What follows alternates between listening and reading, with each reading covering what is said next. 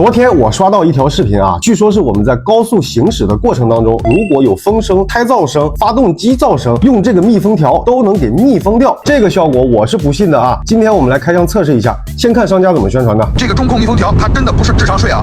大家现在听一下，我高速行驶时一个噪音，是不是特别的大？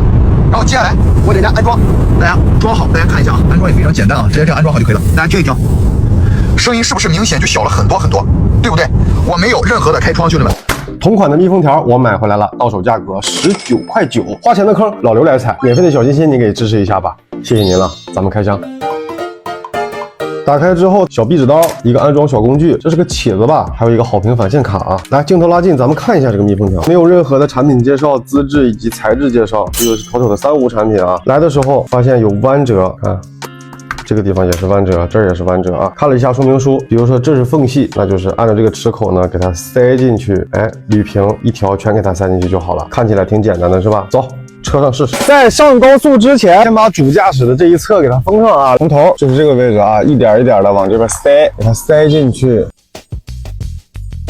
但是还是有缝啊，这个地方很难做到完全服帖啊，没有缝隙。咱们用了它这个小工具，工具也不好使啊。我们就装到这个位置啊，留一半。上高速的时候，我们来测试没完全封死的有没有噪音，完全封死之后是个什么样的效果。我们现在来到了高速上，目前的时速是120。先听一下这个环境音啊，目前我们还没有把它密封上，给大家听一下。这个胎噪、风噪基本上都是能听到的，对吧？来，我们给它封上。大家再来听一下，有区别吗？我怎么听着跟之前一样啊？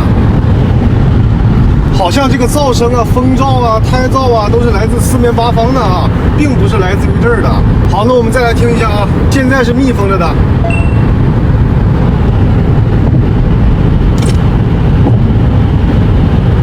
拔掉之后也没有什么变化呀，智商税啊，完全是智商税。